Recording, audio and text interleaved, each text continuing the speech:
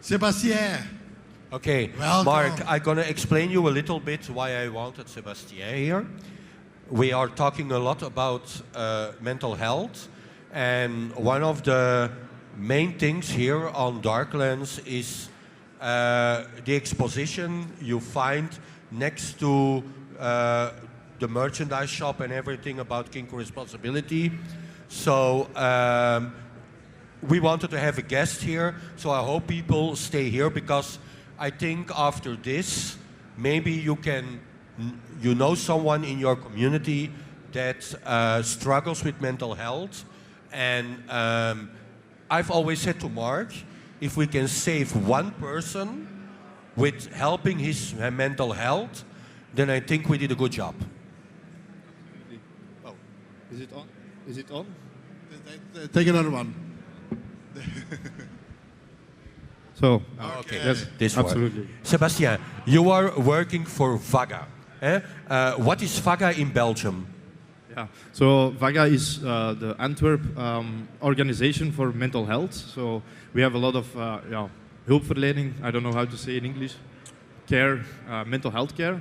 I work for addiction prevention. So we go on the road, train professionals and organizations how to deal with topics like addiction.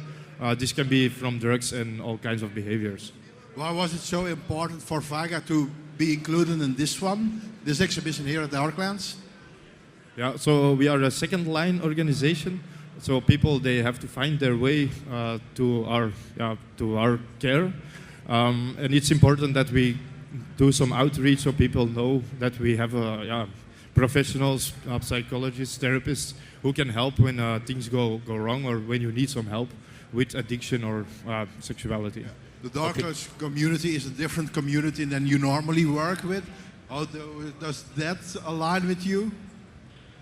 So I don't represent the entire kink responsibly, but I do a lot of harm reduction for drug use. And in the chemsex scene or in kink, there is a lot of drug use, which has also some risk. And we want to approach them with an open mind and in a way that people can relate. So harm reduction, to do this in this setting, we are actually very invited by the festival to make an integrated approach with sexual health, with harm reduction for drug use, and all kinds of initiatives for mental health.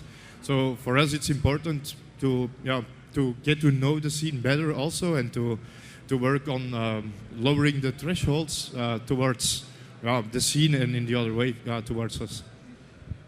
Okay, Sebastien, but is there enough awareness and recognition of the alternative sexual expressions in relationship in mental health?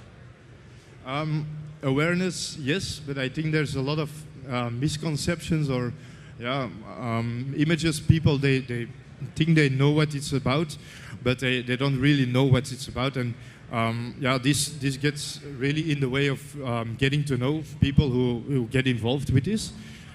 So there is awareness, but I think there is also a lot of thresholds between people who really need to know what they're talking about. Because if you do drug care, people, they tend to be very professional in helping people with addiction.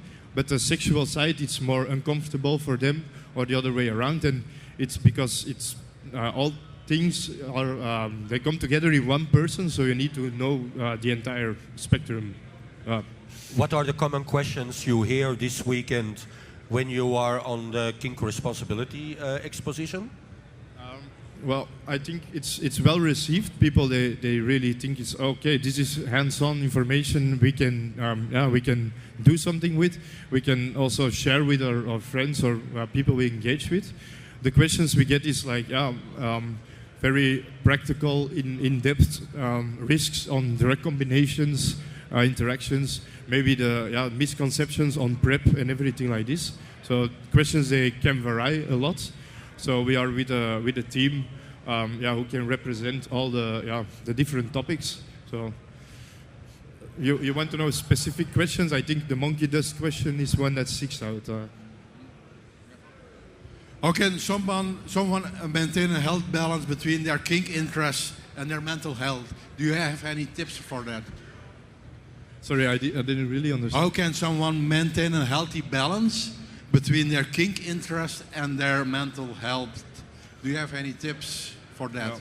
Yeah, I think it's the same with all things you get involved with. It's keeping some balance and maintaining your structure in your life so you don't have a negative impact. People tend to be very motivated or enthusiastic about something, but it's good to give it a good place and to plan ahead, and also to check in with others. So it's about getting informed, talking about this. Also, when it's over, and you don't carry it on in the next week or something like this. And there's a lot of things you can do to check with yourself or with others. How are you mentally? What's your mood? How are you doing? It's just taking the moment to question yourself. It's like, what am I feeling? What did I experience today, and how am I experiencing this? Is there some, am I not just going without thinking about where I'm going to? Yeah. If I knew someone who have mental health problems, do you have some tips what I can do as a person? Yeah, I think if you notice someone has a difficult time, it's just important to be there for the person, to make yourself known that maybe you notice, or that you're worried, or you're involved with the person, to reach out to them and ask the same questions I just did, like, is there things in your life that make you experience things, or that make it harder on you? It's not always easy for people to talk about mental health problems, or when it's when they're experiencing difficulties. It's about taking away the boundaries to do this. So it's also engaging with people about topics to lower the threshold for them to talk about this. I think this is what Kink Responsibly is also about, is to show that it's normal. It's part of the scene of people's life. It's not only the kink scene, but it's on the fetish scene. It's people, they tend to take drugs, or mental health, you carry it everywhere. And if we get involved with each other, it's just something we can talk about without all the stigma. Yeah. Okay. No. Mark, I think also I want to tell you, when I was in the hotel, I was host of one of the Darklands hotel. Some people told me, okay, yes, I'm alone here. And I think that's strange. So if I can make a suggestion, go to the socials. Okay. Because I think on the socials, you'll not feel alone anymore. And I think it's also good against mental health. Yeah, the fetish and kink community is a tight community. We have to look out for each other a little bit. Are there signs that we can notice when it's going a little bit difficult with other fetish people? Yeah, there are signs, but it's not always easy to notice, because people, they tend to get more isolated, or to hide from others that they're not doing okay. But it's noticeable in behavior that they get more like compulsive. They tend to be they are more drawn to drug use, or to getting into sex. But you see that they are losing control, and that they're not with themselves. But it can be quite hard to notice, because they someone needs to ask the question, because they're maybe not asking the questions themselves. So it's always... What can be a first good question? Is it a simple question of how are you, or are there other questions that we can ask? That's a good question. It's also about knowing the person. I think it's I think if you skip the step of getting to know people and just engaging with them, maybe in sex or anything, it's you skip the step which is important to get a connection that everyone needs. Is where does it go wrong? It's that people get disconnected with themselves or with others. So it's also, it helps when people just ask, even if it's not about the answer, but just engaging with someone is also helping. Yeah. And I think, Mark, it's also important because you said something important. If you meet someone and you say, how are you? The most people will say, oh, I'm okay. But then the second question I always ask is, how are you really? And then they give another question, because then you ask further. I think talking about your own mental state or emotion it's something people are not really used to do.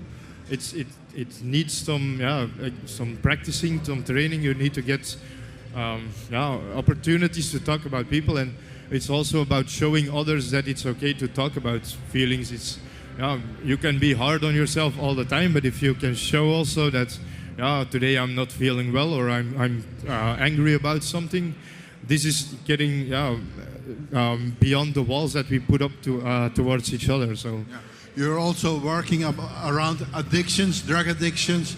Do you see an increase in the use of drugs in the veteran community scene, or in the overall environment? You mean overall, if drug use is increasing?